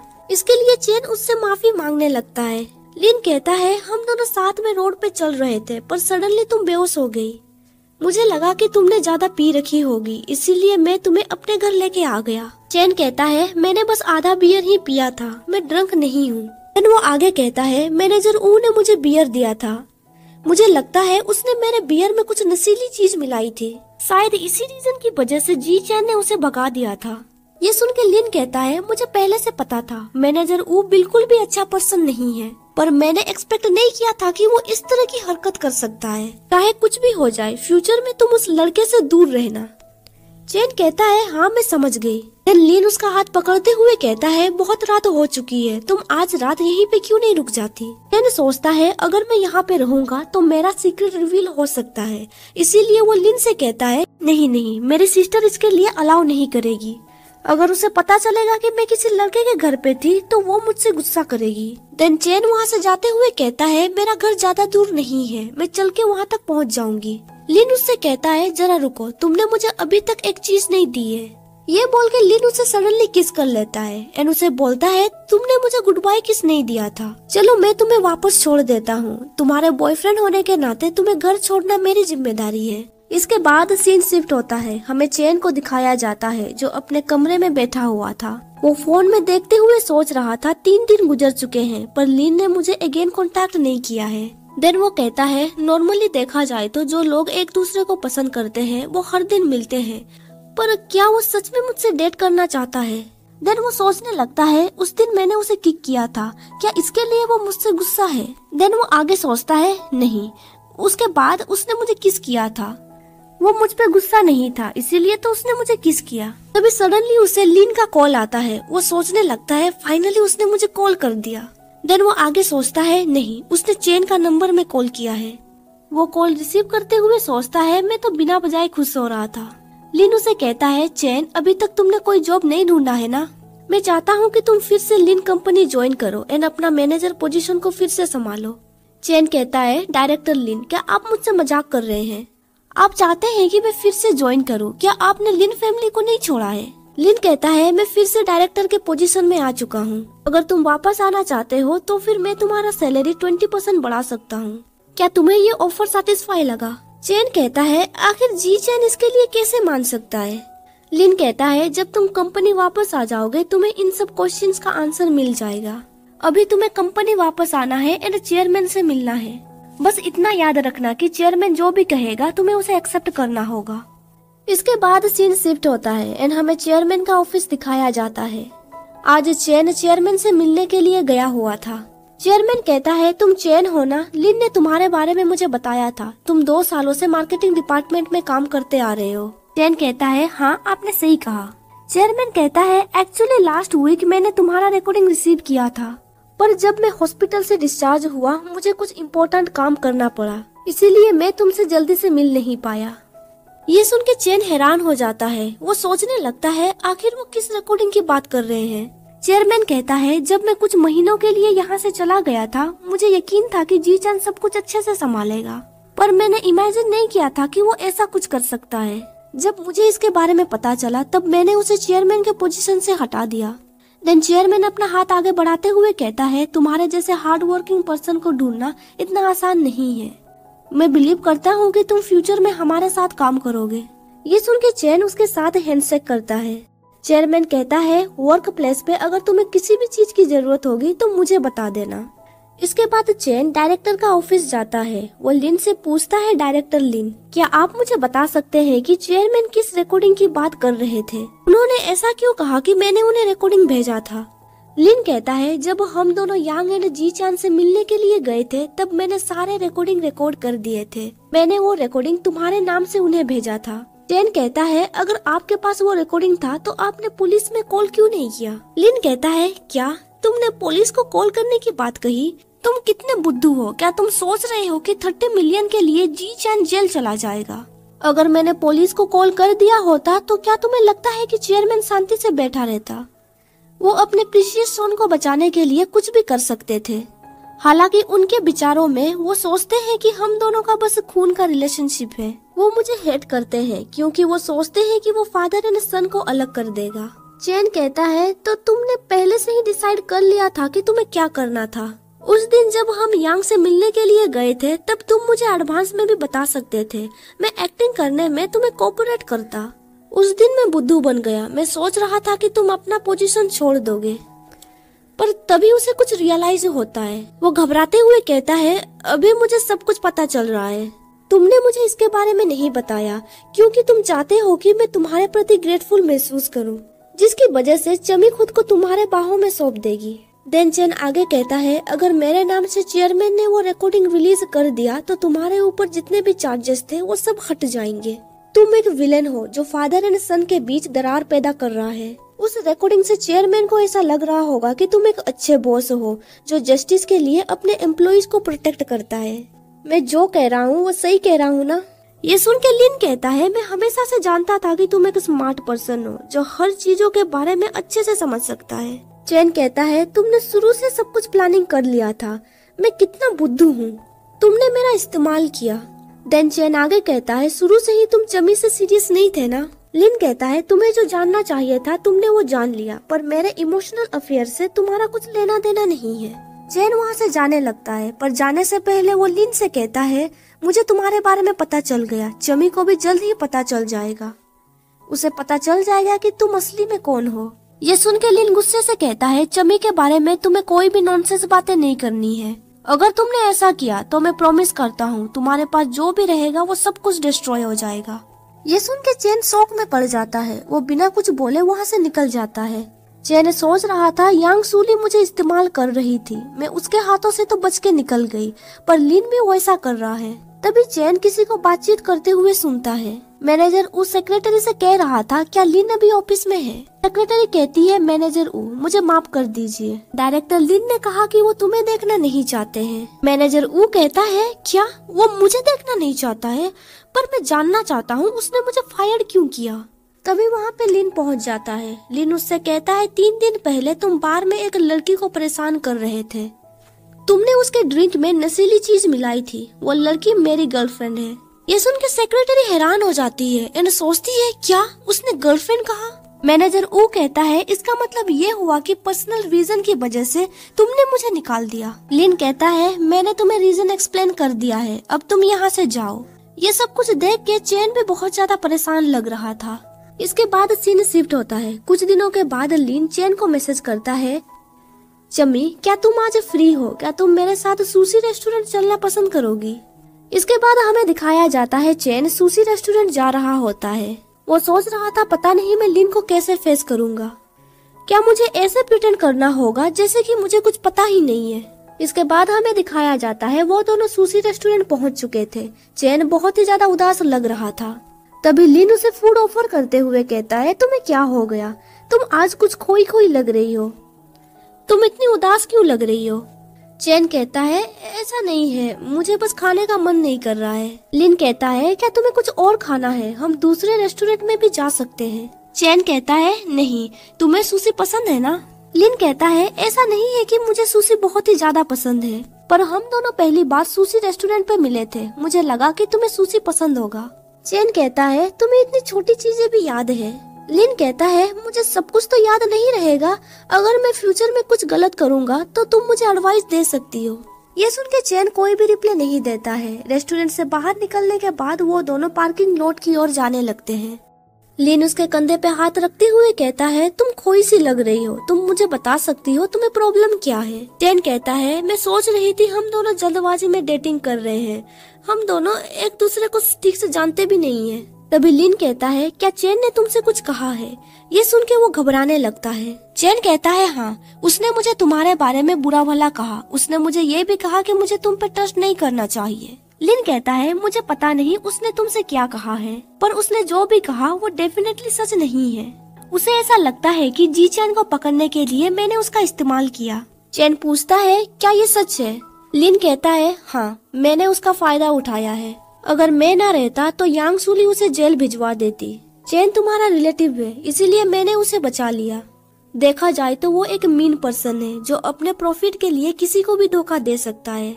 ये सुन के चैन सोचने लगता है, क्या उसके नजर में मैं इस तरह का पर्सन हूँ? चैन कहता है, उसके बारे में मुझे ये सब कुछ बताने के लिए तुम्हारा थैंक यू। देन चैन वहाँ से जाते हुए कहता है, अब मुझे ज्यादा सोचने की जरूरत नहीं है, मैं बस घर जाना चाहती हूँ और जाके सोना चाहती हूँ। तभी लिन उसका हाथ पकड़ते हुए कहता है, मुझे पता है चैन के बारे में ये सब कुछ सुन के तुम्हें बुरा लगा, पर मैं तुम्हारे बारे में सीरियस हूँ। ये सुन के चैन हैरान हो जाता है। देन वो आगे कहता है, मुझे माफ कर देना, मुझे बस सिंपल एंड ऑनेस्ट रिलेशनशिप चाहिए। लिन उसे कहता है, क्या तुम्हें लगता है कि मैं तुमसे झूठ कह रहा हूँ? देन लिन आगे कहता है, जब मुझे पता चला कि मैं तुम्हें लाइक करता हूँ तब तुम ऑलरेडी मिंग की गर्लफ्रेंड बन चुकी थी। तब मुझे बस इतना पता था कि अगर मैं कुछ भी नहीं करूँगा तो मैं ये गेम कम्प्लीटली हार जाऊंगा। मुझे पता है मैंने चैन का फायदा उठाया है, पर मैंने ये इसीलिए किया ताकि मैं इस गेम को जीत सकूं। मैं तुम्हें पाना चाहता हूँ। देन लिन उसका कंधा पकड़ते हुए कहता है, हम दोनों एक दूसरे को पसंद करते हैं, तो फिर हम चैन की वजह से अपना रिलेशनशिप को खराब क्यों करें? ये सुन के चैन कहता है, पर क्या तुमने कभी सोचा है शायद मैं भी ऑनेस्ट नहीं हूँ। शुरू में जब मैंने तुम्हें अप्रोच किया था तब मैं बस ही चैन को प्रोटेक्ट करना चाहती थी। तब मैं चाहती थी कि तुम मेरे प्यार के जाल में फंस जाओ। तुम्हें तो पता ही नहीं कि मैं कौन हूँ, तो तुम इसे कैसे कह सकते हो कि हम दोनों एक दूसरे को प्यार करते हैं? ये सुन के लिन उसे सडनली हक कर लेता है एंड कहता है, मुझे पता है तुम ये सब कुछ इसीलिए कह रही हो ताकि मैं गिव अप कर दूं। मैंने तुमसे कहा ना, मैं तुम्हारे लिए सीरियस हूँ। पर चैन उसे कहता है, तुम बस मेरे अपीयरेंस को पसंद करते हो। अगर मेरे पास ये प्रिटी फेस और लड़की की तरह लुक ना होती तो तुम मुझे कभी भी पसंद नहीं करते। लिन कहता है, तुम ऐसा क्यों सोच रही हो? तुम्हारा अपीयरेंस एंड बॉडी तुम्हारा है। चैन कहता है, क्या होगा अगर किसी मूवी या नॉवेल्स की तरह टाइम ट्रैवल के दौरान मेरा सोल एक्सचेंज हो जाए एंड मैं ही चैन की जैसे दिखने लगूंगा, तो क्या तुम फिर भी मुझे पसंद करोगे? ये सुन के लिन कहता है, तो फिर मैं तुमसे पूछता हूँ, अगर मैं लड़की बन जाऊंगा तो फिर भी क्या तुम मुझे पसंद करोगी? चैन थोड़ा ब्लश करते हुए कहता है, मैं करूंगी। ये सुन के लिन उसके फोरहेड पे किस करते हुए कहता है, तो फिर मैं भी करूंगा। कभी कभी किसी को पसंद करना बहुत ही सिंपल चीज होती है। देन वो उसका हाथ पकड़ते हुए कहता है, हम दोनों एक दूसरे को पसंद करते हैं, इसीलिए हम दोनों एक दूसरे का हाथ पकड़ सकते हैं। देन वो आगे कहता है, शायद फ्यूचर में हमें बहुत सारे तकलीफों का सामना करना पड़ेगा, पर हमें अंदर से मजबूत रहना होगा। ये सुन के चैन ब्लश करने लगता है। देन वो पीछे से लिन को हक करता है। लिन उसे कहता है, अब मैं तुम्हारा हाथ पकड़ रहा हूँ एंड मैं इजीली इसे जाने नहीं दूंगा। ये सब कुछ सुन के चैन को एक होप मिलता है। कुछ दिनों के बाद हमें दिखाया जाता है चैन ऑफिस जाने के लिए तैयार हो रहा था। वो सोच रहा था, अब मुझे जो करना है वो ये है कि लिन मेरे बारे में जो सोचता है मुझे उसे बदलना होगा। बहुत दिनों के बाद चैन फिर से ऑफिस ज्वाइन करता है, इसीलिए उसे अपने डेस्क पे बहुत सारा फाइल पड़ी हुई मिलती है। इतने सारे फाइल्स को देखते हुए वो सोचने लगता है, मैंने पहले बहुत महीने की छुट्टी ले ली थी। इसके बाद सीन शिफ्ट होता है लिन के ऊपर। लिन सेक्रेटरी को एक डॉक्यूमेंट देते हुए कहता है, चैन को कह देना उसे आज दोपहर को मार्केटिंग रिपोर्ट फिनिश करना है एंड सुबह मीटिंग में उसे उस रिपोर्ट को देना होगा। सेक्रेटरी कहती है, डायरेक्टर क्या आप श्योर है कि ये डेडलाइन कल सुबह तक है? मैंने कई लोगों को देखा है, इस रिपोर्ट को फिनिश करने के लिए 1 महीने तो लग ही जाएंगे। एंड मैनेजर ने आज ही कंपनी ज्वाइन किया है, उसे बहुत सारे काम भी करने हैं। लिन कहता है, अगर वो ऐसा नहीं कर पाया तो इसका मतलब ये हुआ कि वो काम को सही से नहीं कर पाता है एंड कंपनी को उसके जैसे आइडल लोगों की जरूरत नहीं है। इसके बाद हमें दिखाया जाता है सेक्रेटरी चैन के पास जाती है। चैन काम करने में बहुत ही ज्यादा बिजी था। चैन उसे कहता है, मुझे माफ कर देना, मैं आज सुबह से बहुत बिजी हूँ, मेरा हुलिया अभी ठीक नहीं लग रहा होगा। सेक्रेटरी कहती है, मैं तुम्हें इस तरह पहली बार देख रही हूँ। वैसे डायरेक्टर ने मुझे तुम्हें ये रिपोर्ट देने के लिए कहा है, तुम्हें इस रिपोर्ट को कल सुबह मीटिंग में सबमिट करना होगा। चैन कहता है, मुझे इतने बड़े टॉपिक के बारे में कल ये रिपोर्ट सबमिट करना है, ये कैसे पॉसिबल हो सकता है? देन वो आगे कहता है, क्या ऐसा हो सकता है कि वो मुझसे मजाक कर रहा है? सेक्रेटरी कहती है, मुझे लगता है वो तुम्हारा एबिलिटी टेस्ट कर रहा है। वैसे इस रिपोर्ट को कल तक सबमिट करना ये तो इम्पॉसिबल है। चैन कहता है, तुम सही कह रही हो। सेक्रेटरी बोलती है, अगर तुम चाहो तो फिर मैं इंफॉर्मेशन कलेक्ट करने में तुम्हारी मदद कर सकती हूँ। चैन कहता है, ये तो अच्छी बात है, क्या तुम मुझे पिछले 5 सालों का यूरोप एंड यूनाइटेड स्टेट का जीडीपी रिपोर्ट दे सकती हो? एंड क्या तुम मुझे euro dollar differential related news के बारे में भी बता सकती हो? सेक्रेटरी कहती है, मुझे कोई प्रॉब्लम नहीं होगा, मैं तुम्हें इन्फॉर्मेशन दे दूंगी। के सेक्रेटरी वहाँ से जाने लगती है, पर तभी लिन उससे कहता है, जरा रुको 1 मिनट। वैसे क्या तुम मुझे बता सकती हो कि डायरेक्टर इस रिपोर्ट के बारे में कब बातचीत कर रहे थे? सेक्रेटरी कहती है, उन्होंने ये पहली बार तब कहा था जब तुम छुट्टी पे थे। तब वो चेयरमैन यूएस से वापस नहीं आए थे, ऐसा लगता है उसने ये मार्च में कहा था। ये सुन के चेन कहता है मैं समझ गया वो क्या चाहते हैं। तुम्हें यूरोप एंड अमेरिका रिपोर्ट के बारे में चेक करने की कोई जरूरत नहीं है, तुम मुझे मिडिल ईस्ट से रिलेटेड रिपोर्ट देना। ये सुन के सेक्रेटरी कुछ समझ नहीं पाती है। इसके बाद हमें रात का सीन दिखाया जाता है। हमें लिन का अपार्टमेंट दिखाया जाता है। वो शावर लेके बाथरूम से बाहर निकलता है। वो अपने डेस्क पे डॉक्यूमेंट देखने लगता है। वो सोचता है मुझे जो डॉक्यूमेंट चाहिए था वो यहाँ पे नहीं है, वो शायद कंपनी में होगा। देन वो घड़ी देखते हुए सोचता है बहुत लेट हो चुका है। फिर भी वो रात को ऑफिस चला जाता है। वो देखता है कि ऑफिस का डोर खुला हुआ था। वो सोचने लगता है इतनी रात को भला कौन हो सकता है। वो देखता है कि चेन अभी तक ऑफिस में था। चेन अभी सो रहा था, उसे ठंड न लगे इसीलिए वो उसे जैकेट से कवर कर देता है। देन वहाँ से चला जाता है। इसके बाद हमें नेक्स्ट सुबह का सीन दिखाया जाता है। सेक्रेटरी चेन के ऑफिस में एंटर करती है। सेक्रेटरी उसे मैनेजर पुकारती है। उसका वॉइस सुन के चेन तुरंत जाग जाता है। सेक्रेटरी कहती है क्या तुम रात को घर वापस नहीं गए थे? क्या तुम पूरे रात कंपनी में ही थे? चेन कहता है हाँ। सेक्रेटरी कहती है मैं तुमसे मीटिंग का रिपोर्ट लेने के लिए आई हूँ। 5 मिनट के बाद मीटिंग स्टार्ट होने वाला है। चेन कहता है ठीक है, मैं पहले बाथरूम जाके फ्रेश हो जाता हूँ। तुम डायरेक्टर से कह देना कि मैं जल्द ही वहाँ पे पहुँच जाऊंगा। कुछ देर के बाद हमें दिखाया जाता है कि मीटिंग स्टार्ट हो चुका था।